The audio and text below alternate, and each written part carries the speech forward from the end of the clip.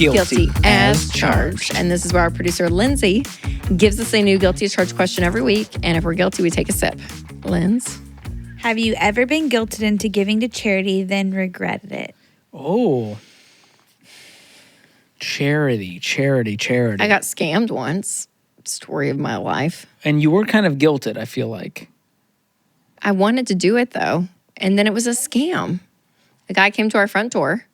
And he said, he was doing this entire program with inner city kids with like a community garden, and they were selling the produce to like A, B, and C store. He had this whole like pitch, and it was great. I loved it. I was like, oh my gosh, this makes so much sense. So I can't remember how much he was asking for. $200? I can't remember. And I was like, yeah. He said, we just take check. I said, that's great. So I went and got a check, and I wrote it out to him, and I gave it to him.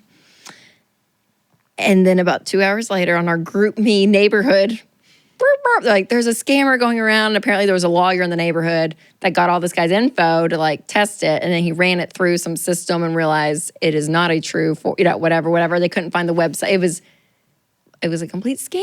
I know. So then I called Winston. I was like, hey, babe. I just wrote a check to a guy that I didn't know, but believed in his mission. Bless him. Anyways, and it's I'm seeing a theme here, So Rachel. he had to call, yeah. You're so getting scammed a lot. So Winston called, I know, so Winston had to call the bank and void the check. Oh. True story. So he made it. He voided it. Yeah. It didn't, he hadn't cashed a check yet because it was within like 3 hours. But y'all, I mean, how terrible is that? That's messed up. That is so sad. So I regretted that, even though it wasn't a real charity. But no, I don't think there's ever been anything that I've given to that I'm like, oh, I wish I didn't.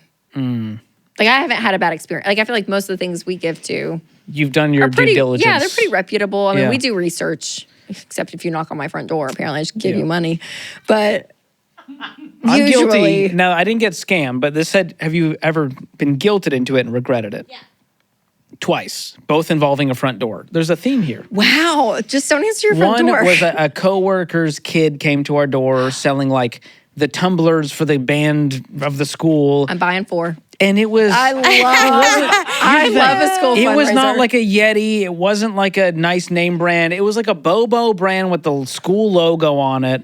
And I paid $25 because I felt bad. And then the tumbler went to Goodwill the next week. I was like, I'm not using this tumbler. I have 1,000 tumblers. You were just donating to that sweet kid. But I was guilted into it, and I regretted it. And I should have said, no, kid, keep moving. Skedaddle. Then this happened again. But this time it was our neighbor, and they were selling the mums for the kids, whatever the thing at the school. I don't know what a mum is. And the plant died within a week. The mums died shortly after I donated the $25 for the little mum that I could have gotten for $5 at the grocery store. And I regretted that too. Okay, I would have just rather given to the cause and not received an object that I wanted to immediately throw away. Wow. That's my hot take. Jeez. Well, I'm not exactly Scrooge. I gave the money. for the children. Yeah, but I feel here's the other thing. Wait till Mia's out doing that, and then Can I he's just going to say, feel differently. I just want the kids to earn the sale. And these days, the parents doing the work for them. Hey, little Jimmy's doing a thing. I want the kid to show up to my door and be like, listen. It was that mom that showed up and said, hey, Well, it was like a text. Like, hey, would you want to? Oh. Yeah, that's different. You know? No. But you come to my front door as a child, I am giving you money. Let it be known, parents. Send your kids to Rachel's house. Y'all, our little neighbors Any are Boy reason. Scouts, and they had garland, and they came to the front door with their little pad, and I just said, I'll take it all. Yeah, just like, what do you want to sell me? Wow. I think it's great. I think it's I've really stopped great. answering the front door. If my I don't God. know them, I just don't go. Because I don't know what's going on. I agree. Yeah, you're with It's too risky out there today. Oh my gosh. You don't know what's going to... Who knows? Is there a car with grown adults who are ready to break into your home? Hey, They're listen. using this little kid as bait? We've heard. You know what I mean? We don't know. It's a wild world out there. I've got a 1-year-old to protect, Rachel.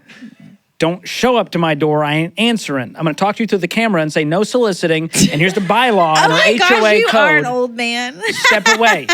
Get off my lawn. Get off my lawn. Start a GoFundMe and go fund yourself, kid. What have you turned into? I am. What's the old guy? Scrooge. No, he had a movie where he told kids to get off his lawn. Grumpy Old Man. He was kind of racist, which doesn't relate to this story. Gran Torino. Who's the guy's name? Clint Eastwood in Gran Torino. Okay.